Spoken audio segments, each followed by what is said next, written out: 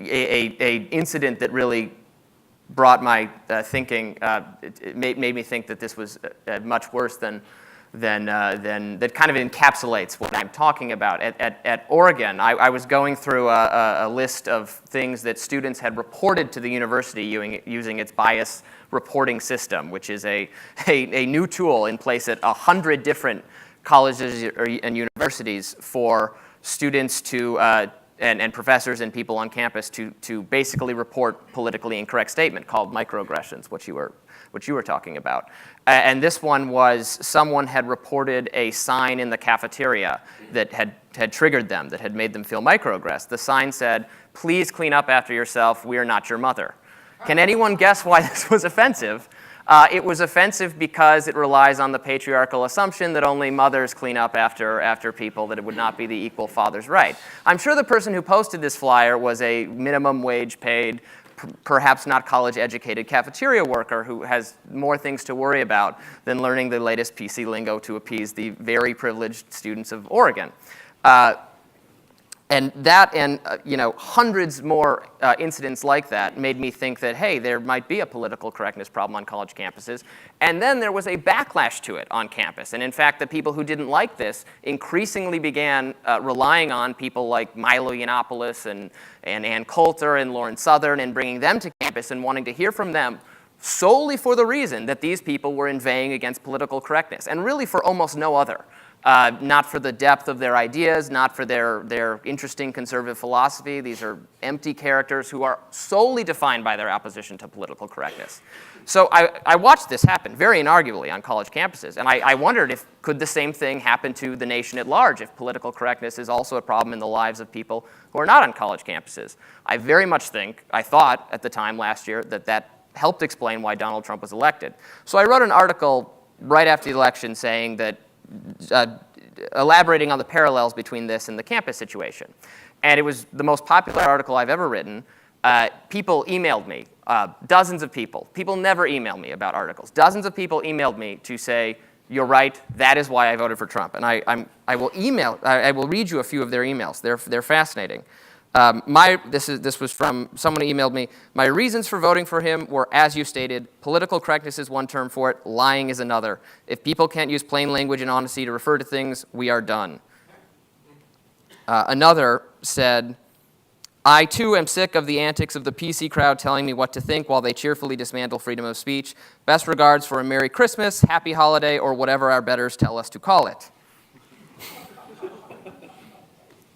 And it goes on and on. Another person said, "I am not by any stretch of the imagination your target audience. I'm old, I'm a Tennessee hillbilly, I'm not affluent, so what I say has no real value in your world. That said, your article hits the nail on the head. I try to be a good person, to treat everyone I meet with respect. The problem is I did not grow up the way young people did, and I do not know the things they know. I don't have the time to educate myself. I have 3 jobs. Another said, I am always kind, I have impeccable manners. What political correctness is to me is an unreasonable expectation on your fellow man. To expect him to arrive where you are while having had completely different experiences. It says that it's okay to be different in the way they are, but not in any other way."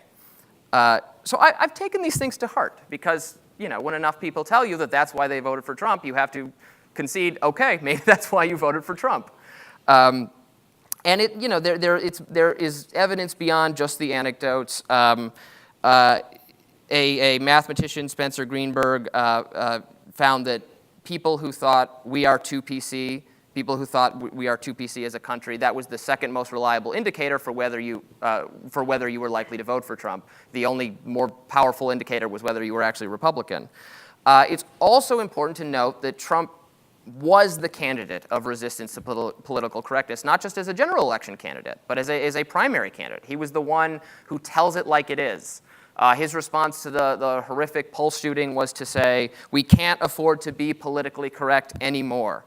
He complained that he was named Person of the Year rather than Man of the Year. The woman who emailed me about not being able to say Merry Christmas, that's the kind of, these are similar things. And we're talking about tens of thousands of voters in 2 states, essentially, that changed the course of the election. in Michigan and Pennsylvania. I'm from Michigan. I'm from Macomb County, a county that voted twice for President Obama and this time for Trump. This is the county that both Eminem and Kid Rock are from, actually. The kinds of voters that Trump did better with, the white working class, are the exact kind of voters I would expect to like the appeal to destroy political correctness. So I cannot claim that this is the sole factor or even the most important factor, but in an election that was very close in essentially just 2 states, I think the evidence strongly suggests we can certainly make the claim that political correctness is among the 4 or 5 most important reasons for why Trump was elected, and this should inform our how we, for those of the audience, myself included, who don't like President Trump and didn't vote for him, it should inform the resistance to him, because if you're going to send Lena Dunham to white working class voters to tell them why they're racist for voting for Trump, we will have him in office a lot longer. Thank you, Robbie.